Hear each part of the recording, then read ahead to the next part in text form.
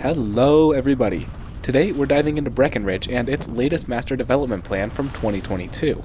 The overarching question to answer is whether these proposed upgrades would actually improve the skiing experience at Breck.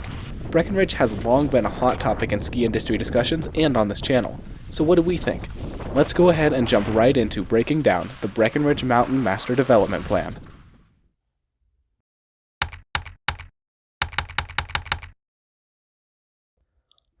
To start, a little disclaimer. Master plans are in no way, shape, or form a guarantee of what will be done. They are merely a roadmap, and Forest Service approval of a master plan does not constitute blanket approval for all of the projects. Additionally, this video is solely our opinions on why we like or don't like the ideas outlined in this plan. We would love to hear your guys' thoughts down below as well. For this video, we'll start by talking about the upgrades proposed for the higher numbered peaks and work our way down to the lower numbered ones. Keep in mind that this plan generally seems to be more focused on improving the beginner experience at Breck than anything else. Kicking things off with Peak 10, there's honestly not a whole lot of major changes here, but there are a few minor ones worth mentioning. Historically, my biggest issue with Peak 10 was that lapping any of the south side terrain required you to take the atrocious Flapjack Trail, which required some grueling catwalking.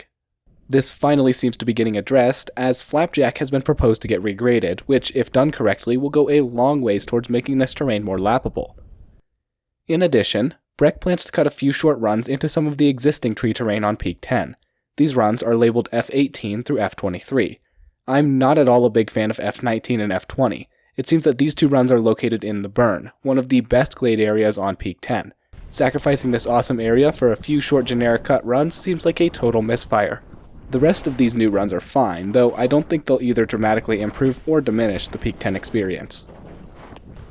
Moving on to Peak 9, this is the peak that's slated to see the most change, and for good reason. Let's start off with the new gondola. This proposed 8-person gondola would finally add some long overdue redundancy to the Quicksilver lift, which gets absolutely slammed with lines during peak times.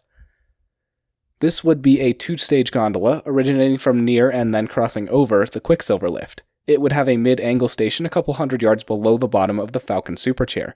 At the mid-station, there would be a new learning area with a ski school facility and a handful of carpets. This learning area would follow in the footsteps of the likes of Steamboat with Greenhorn Ranch, focusing on moving the learning experience higher up onto the mountain and out of the base area. I definitely see this gondola achieving its goal in significantly alleviating lines at the Peak 9 base, and it should help make the beginner experience just that much better, which is a major theme of this master plan. Something a lot of people won't think about is that with more beginners and ski school heading up the gondola, misloads will be reduced on Quicksilver, so it'll stop less and therefore move more people. Also on Peak 9, the 10-mile lodge could potentially see a facility expansion, which would be welcome to further accommodate all the beginner traffic that this area sees and would be seeing at full build-out. On the 2022 master plan, A-Chair was on track to get a detachable quad upgrade.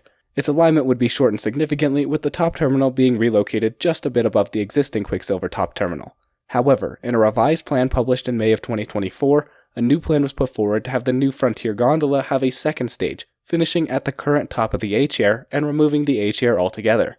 I like this plan much more, and it makes sense economically for Vail, so overall, this more recent development is a win-win. A detachable 6-pack upgrade has been proposed for C-Chair, and while I do think the 6-pack is a bit overkill, the upgrade is well needed. C-Chair services some really nice terrain, but the lift ride is agonizing, which leads to lines at Beaver Run becoming really bad. This upgrade is going to provide some nice relief to Beaver Run. It's also worth noting that its alignment will be extended to go just beyond the overlook, providing better access to that lodge. Upgrading C-Chair will also allow for a more smooth transfer between Peak 8 and 9, since you'll be able to bypass this flat section of Sawmill by riding up C-Chair instead. In the current format, it's a pick-your-poison scenario between a super slow chair or a super flat catwalk. In its current state, C also only runs on weekends and holidays, which would surely change to a 7-day-a-week format if upgraded. Currently, both the Frontier Gondola and C-Chair projects are in the process of getting final approval from the Forest Service, which is expected to happen within a month or two of the date of writing this video. If they are approved, one or both projects could start construction in summer 2025. The gondola will most likely require 2 full summers to build, but there is a foreseeable future in which Breck has a C-Chair 6-pack for the 25-26 season. On what one might consider to be the backside of Peak 9, E-Chair is on track to be upgraded to a detachable lift, which brings up a couple of thoughts. On the one hand, this upgrade, in addition to C-Chair, will significantly improve transferring between Peak 8 and 9. However, E-Chair has never really seen major lines, and as I've heard others say, I feel a detachable in this part of the mountain will really take away from the character of the area. I do find it surprising that the resort has retained E-Chair's existing alignment for this updated master plan.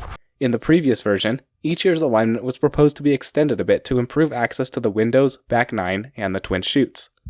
Despite potentially increasing crowds in those underutilized zones, I do think that this would have been an overall better setup if they're going to do an E-Chair upgrade.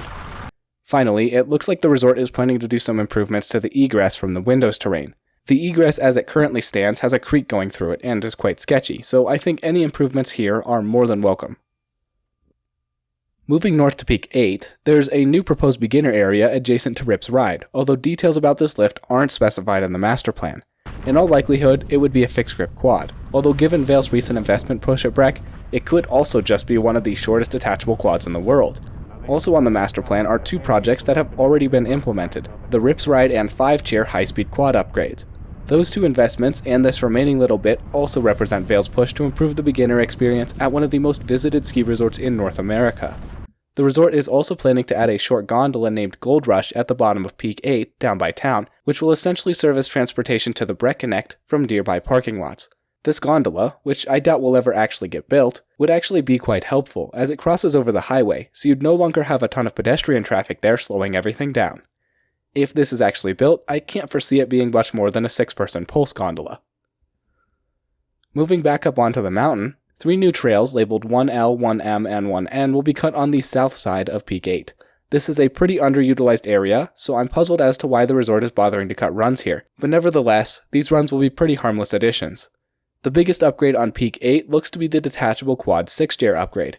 6-chair is home to some of the best and most underrated advanced terrain on the mountain. However, due to the excruciating ride that is the current 6-chair, hardly anyone actually laps this terrain. Right now, people use the T-bar and 6-chair just to get to Imperial. This upgrade has been long overdue because for one, Imperial is in the rare situation of being a detachable only accessible by fixed grips, and for 2, a better 6 would encourage more people to ski that terrain, spreading people out instead of everybody and their mother taking Imperial. 6-chair has already been approved by the Forest Service, so I expect to see this one implemented within the next few years. Something else we can see on the master plan is a plan to quote-unquote improve Crosscut.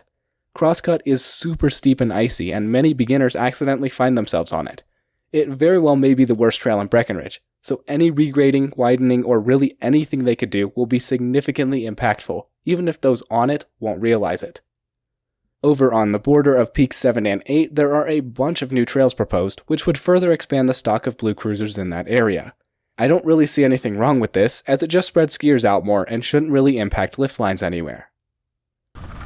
Alright, that seems to wrap it up for the Breck Master Plan.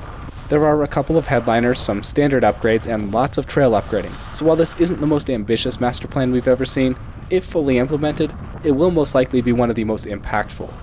In a time of turmoil for Vail Resorts and the ski industry as a whole, it will be interesting to see what ends up getting built out or not. If you enjoyed this video or found it helpful, please consider subscribing to help support this stream. As always, please leave any questions or opinions down below. Thank you all so much for watching. All my love, I'm out.